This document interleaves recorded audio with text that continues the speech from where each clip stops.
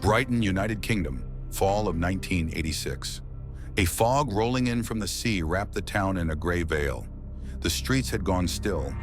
Out on the edge of town, in Wild Park, damp leaves and moss clung to the ground as the pale morning light fell across the slow, heavy steps of crime scene investigators. Two small bodies lay motionless among the trees. 9-year-olds Nikki Fuller and Karen Hadaway had vanished just the evening before. Now the quiet of the park had become their final surroundings. This crime shook Brighton to its core. It changed the way people thought about safety in the British suburbs, and it became the beginning of a story where a failure of justice meant 32 years of waiting. In the mid-80s, Brighton was a quiet seaside town with a steady, familiar rhythm. Fishing boats returned to the harbor, tourists strolled along the pier, and kids roamed the streets without fear. Wild Park was the kind of place families went for weekend picnics and schools used for field trips. On October 9th, 1986, Nikki and Karen headed there after school. The fall day was winding down. Golden leaves, damp earth, and short shadows. Nobody imagined that walk would end in tragedy. By evening, the girls hadn't come home. Their parents raised the alarm. Police brought in volunteers, and the search began. Trails swept with flashlights, their names called out into the darkness. The next morning, the search came to an end. The girls' bodies were found deep inside the park.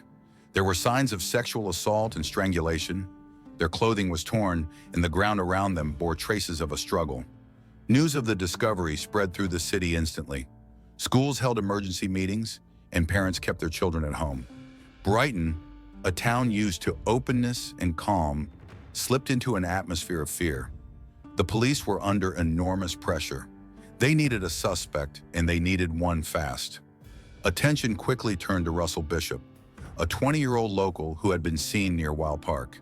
He was already known to police for petty offenses and carried the reputation of someone you couldn't trust. Some witnesses said he'd shown an unusual interest in the search, that he seemed far too invested, but there was no direct evidence. In 1986, forensic science didn't yet have DNA testing. The case rested on circumstantial evidence, fibers from his clothing, eyewitness accounts. The trial was high profile, with the press watching every move.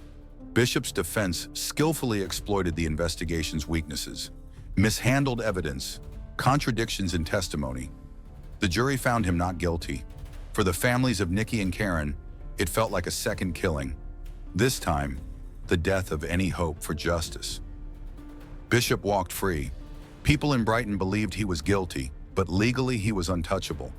He stayed in town, living openly, almost as if he enjoyed his impunity.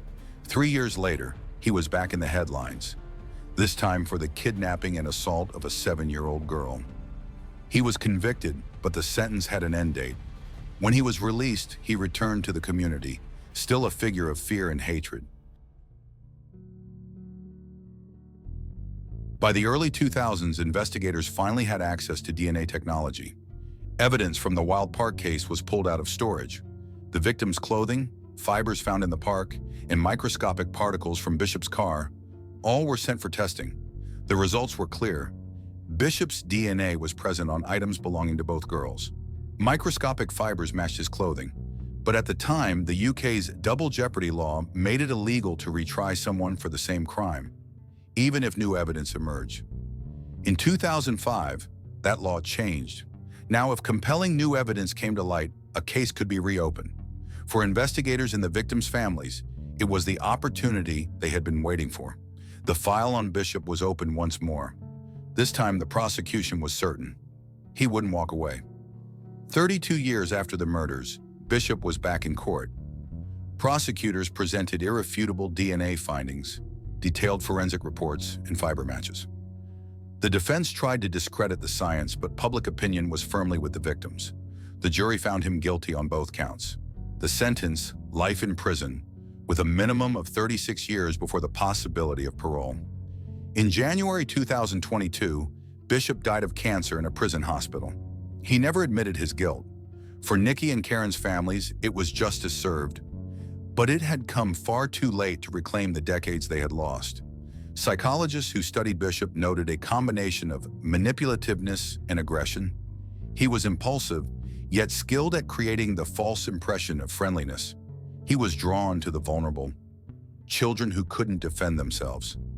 Criminals like him often crave a sense of power over their victims, fueled by the belief they can escape punishment. The 1987 acquittal had only reinforced that belief.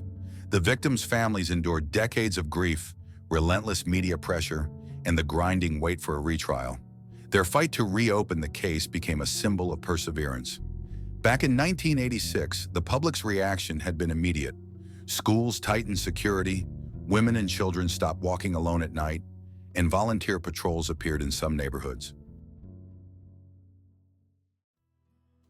The story of Russell Bishop isn't just the tragedy of two little girls. It's a mirror held up to a justice system that, in 1986, failed to protect the most vulnerable and bring a killer to account. His acquittal wasn't a release, it was a confirmation of impunity. He lived among those whose lives he had destroyed, knowing the law was on his side, until evidence emerged that could no longer be ignored. For the families of Nikki Fuller and Karen Hadaway, 32 years of waiting did nothing to dull the pain. Each passing year didn't bring them closer to closure, but to a sharper realization. Justice is a fight, and they had to be both the first and last defenders of their children. This case revealed how dangerous the gaps in justice can be. When a killer walks free, he doesn't just vanish from the police's radar, he keeps living his life, and sometimes he strikes again. Every such failure carries the risk of new victims. The Wild Park murders became a lesson for the United Kingdom.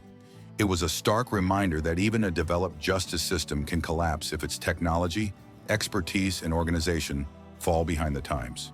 And that advances in forensic science aren't just abstract progress. They're tools that can save lives. Perhaps the bitterest truth of all is that the moment of justice here was personal, not public. By the time a jury finally found Bishop guilty in 2018, the country had almost forgotten the events of 1986. Only the victims' families and a handful of relentless investigators remembered it all. Every detail, every unanswered question, every sleepless night. Bishop's death in 2022 brought them no relief. It was simply the final line in the life story of a man who once exploited the vulnerability of children and the weakness of the system. But the memory of Nikki and Karen remains, in photographs, in the stories told by their loved ones, and in the lessons this case left behind for both police and the public.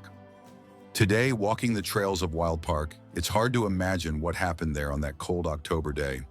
But for those who remember, the park will never again be just a green corner on the edge of town. It has become a symbol, a reminder that even in the quietest, most familiar places, evil can hide, and that the price of complacency and systemic failure is far too high to be forgotten.